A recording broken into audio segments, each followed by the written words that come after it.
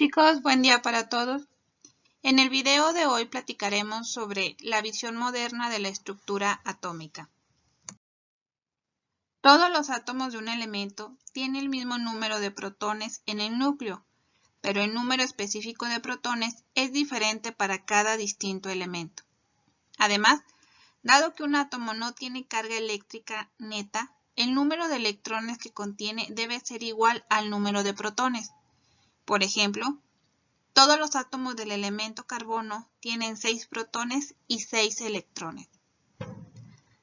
La mayor parte de los átomos de carbono también tienen 6 neutrones, aunque algunos tienen más y otros tienen menos. Los átomos de un elemento dado que difieren en el número de neutrones y por lo tanto en su masa se llaman isótopos.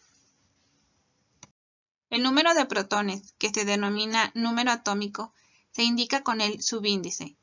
El superíndice indica el número de masa y es el número total de protones más neutrones en el átomo. Cuando hablamos de abundancia isotópica, hablamos cuando la mayor parte de los elementos se dan en la naturaleza como mezclas de isótopos. Es posible determinar la masa atómica promedio de un elemento a partir de las masas de sus diversos isótopos y de sus abundancias relativas. El carbono natural se compone de un 98.93% de 12C y de 1.07% de 13C. Las masas de estos núcleos son 12 UMA y 13 UMA respectivamente. La masa atómica promedio de cada elemento también se denomina peso atómico, a pesar de que el término masa atómica promedio es más correcto y a menudo se usa el término más sencillo de masa atómica. El uso del término peso atómico es lo más común. Las fórmulas y ecuaciones químicas tienen un significado cuantitativo. Los subíndices de las fórmulas y los coeficientes de las ecuaciones representan cantidades precisas. La fórmula H2O indica que una molécula de esta sustancia contiene exactamente 2 átomos de hidrógeno y un átomo de oxígeno. El peso fórmula de una sustancia no es más que la suma de los pesos atómicos de cada uno de los átomos de su fórmula química. El peso fórmula también se llama peso molecular.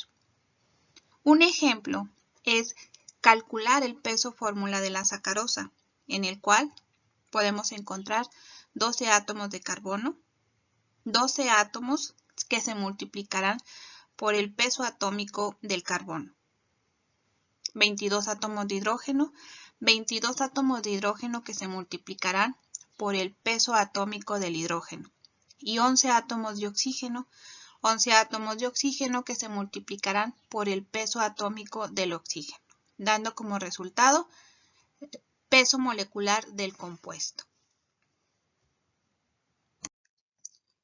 Ocasionalmente debemos calcular la composición porcentual de un compuesto, es decir, el porcentaje de la masa que corresponde a cada elemento de la sustancia. Para esto, utilizaremos una fórmula establecida, que será la división de átomos de ese elemento multiplicados por el peso atómico del elemento, que fue el ejemplo anterior. Esto será dividido entre el peso fórmula del compuesto. Todo esto será multiplicado por 100.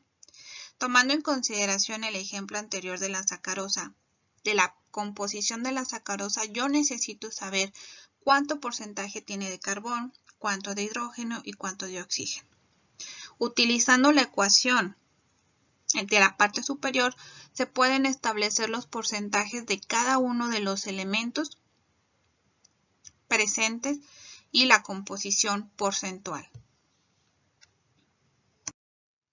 En química, la unidad para manejar el número de átomos, iones y moléculas en una muestra de tamaño ordinario es el mol, cuya abreviatura también será mol.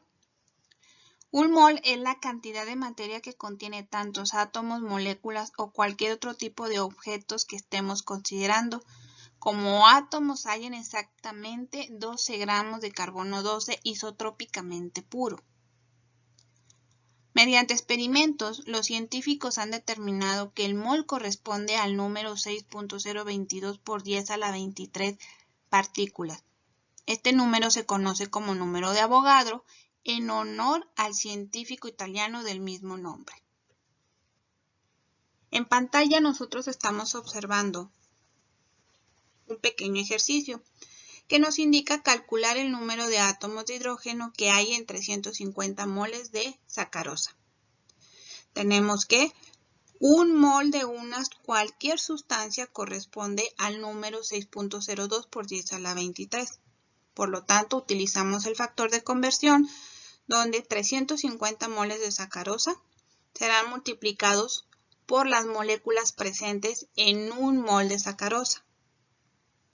Posteriormente, utilizando un nuevo factor de conversión, tendremos que una molécula, que es esta fórmula, va a tener 12 átomos de hidrógeno, que son los que están presentes en la fórmula química. Haciendo el cálculo matemático, vamos a poder determinar la cantidad de átomos de hidrógeno presentes en 350 moles de sacarosa. Un mol siempre es el mismo número, 6.02 por 10 a la 23, pero un mol de una sustancia y un mol de otra sustancia distinta tienen diferente masa. Existe la misma relación entre el peso fórmula, que es en UMA, y la masa en gramos de un mol de otros tipos de sustancias. La masa en gramos de un mol de una sustancia, es decir, la masa en gramos por mol es su masa molar. La masa molar, que son gramos por mol de cualquier sustancia, siempre es el mismo número a su peso fórmula en UMA. Nos piden calcular la masa en gramos de un mol de glucosa. Para esto, tenemos que determinar la masa atómica con la que contribuye cada átomo. Tenemos 6 átomos de carbono, 12 átomos de hidrógeno, 6 átomos de oxígeno. Cada uno de estos se va a multiplicar por las unidades de masa atómica que se encuentran en la tabla periódica. Haciendo las multiplicaciones y posteriormente la suma, nosotros vamos a determinar la masa correspondiente a la glucosa presente en un mol de esta. Bueno chicos, esto es todo por el momento. Nos vemos en la próxima.